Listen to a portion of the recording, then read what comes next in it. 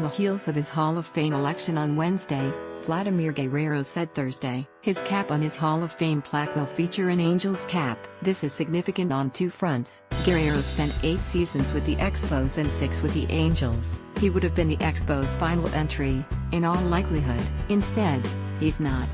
The Angels have never before had a player with an Angels cap in the Hall of Fame.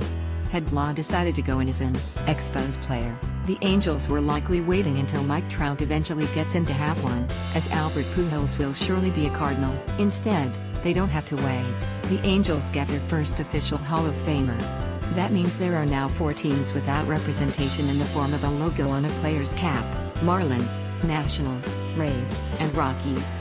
This isn't all too surprising. It's 3 of the 4 latest expansion teams. The Diamondbacks have Randy Johnson, and the team that used to be the Expos. When might we see these 4 grab their first Hall of Famer?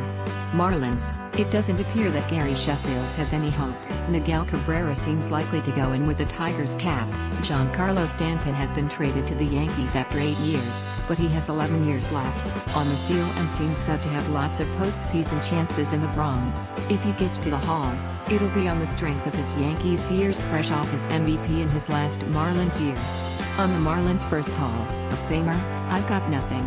Nationals, if Bryce Harper signs elsewhere after next season, he'll likely spend more years on that team than he did with the Nationals. Maybe Steven Strasburg builds a Hall of Fame resume?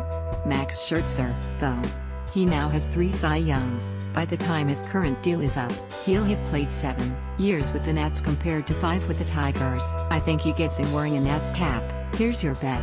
DC Rays. Evan Longoria spent 10 seasons with the Rays. He's within striking range in Jaws. Enjoys 3 or 4 great seasons with the Giants. There's a chance here and he'd go in as a Ray. If not Longoria, maybe David Price? He'd need to have 3 or 4 great seasons in Boston to even get into the conversation, and if he did that, maybe he'd go in as a Red Sox player. I'm not seeing this one. If Longoria doesn't get there, I'm not sure which Ray will in the next few decades. Rockies, Larry Walker is making progress, so there's a chance it's in here in the next 2 years. Todd Helton comes on the ballot next year, but I doubt he'd ever get to 75% of the vote. It's hard to see Troy Tulowitzki getting into the conversation, either, if Walker doesn't get there via either BA or a Veterans Committee selection. All eyes turn to Nolan Arenado as the Rockies' great